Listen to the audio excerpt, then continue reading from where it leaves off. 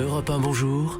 Raphaël Duchemin. Bon, on parle économie, on part en voyage avec vous ce matin, Emmanuel Dutheil. On va savoir quels sont les meilleurs aéroports ainsi que les meilleures compagnies aériennes au monde. Allez, on commence par les compagnies. Qatar Airways est la meilleure compagnie du monde selon AirHelp. C'est le leader mondial de l'indemnisation aérienne. Elle détrône Singapour, qui a pour habitude de truster les premières places des différents classements. La compagnie de Singapour se retrouve cette fois 4e. Si on regarde le reste du podium, on retrouve donc toujours derrière Qatar Airways l'allemande Lufthansa et une autre compagnie du Golfe, en l'occurrence Etihad. Je vous vois venir et vous vous dites... Et nous, alors Voilà. On est assez loin. Transavia, 20e. Air France, 34e. Parmi les low cost que l'on utilise pas mal également en France pour partir en vacances, faut aller regarder alors là les bas-fonds du classement. Vueling l'espagnol, 54e. Ryanair, 67. EasyJet, 69. Et ils ont fait comment pour faire ce classement? Ils ont pris vos allers-retours un peu partout dans le monde? Malheureusement non, je voyage pas assez. AirHelp a regardé la période du 22 décembre 2017 au 20 mars 2018. Ils se sont basés sur le nombre de vols retardés et annulés. Ils ont regardé aussi les milliers d'avis des usagers et une analyse des avis sur les réseaux sociaux. Ils ont fait pareil pour les meilleurs aéroports du monde. Ils ont regardé en tout 72 compagnies aériennes dans le monde et 141 aéroports. Alors justement, les aéroports, quel est le classement? Parce que c'est vrai qu'on y passe parfois quelques heures. Oui, c'est sûr, et pas toujours pour le meilleur.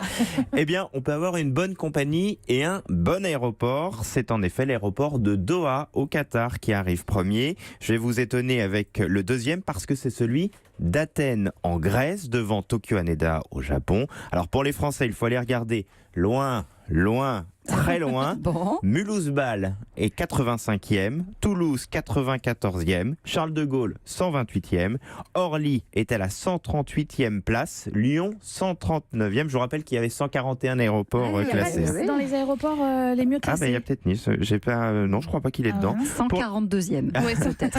Pour les aéroports parisiens, le gros point noir, c'est la ponctualité. L'image sur les réseaux sociaux n'est pas bonne non plus. Chez Paris Aéroport, on estime que ces différents classements, qu'il faut bien le reconnaître, servent aussi à faire à parler de ceux qui les émettent, sont des thermomètres qu'il faut prendre en compte malgré leurs imperfections. Par exemple, là, on compare quand même de très gros aéroports avec de beaucoup plus petits, mais clairement, en raison notamment des temps d'attente pour mesures de sécurité, la ponctualité et l'accueil à Roissy, par exemple, sont de vrais problèmes. Un cadre de Paris Aéroport le reconnaissait récemment, le service offert n'est pas toujours bon, c'est le moins qu'on puisse dire, mais Paris espère bien combler son retard. De gros travaux sont menés en ce moment. Par exemple, de gros investissements ont été faits pour que les bagages arrivent plus vite. Il faudra quand même au moins cela pour remonter un peu au classement. Ouais, je plaisantais pour Nice, mais dites-moi, malgré tout, moi je trouve que c'est quand même assez étonnant de comparer comme ça. Surtout, on n'a pas forcément les mêmes. Cologne dans les tout premiers aéroports, qui est un petit aéroport, et effectivement c'est plus simple de faire fonctionner un petit aéroport qu'une grosse machine comme Après, comme malgré tout, quand on regarde un petit peu le détail,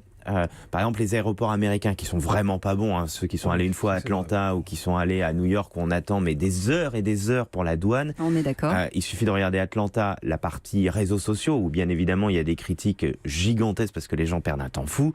Là ils sont très mal notés. Donc je trouve que même s'il est plein d'imperfections, l'idée générale est bonne. C'est Doha et Qatar Airways en tête, alors qu'ils sont sous boycott depuis un an de la part de l'Arabie Saoudite et qui sont en train de reculer en termes de capacité de transport. C'est assez étonnant. Et que le patron s'est montré d'une ouverture d'esprit formidable, puisqu'il a dit qu'il devait être à la tête de la compagnie. Il fallait que ce soit un homme parce que c'était un job exigeant, comme si bien évidemment une femme n'était pas capable de le faire encore mieux que lui.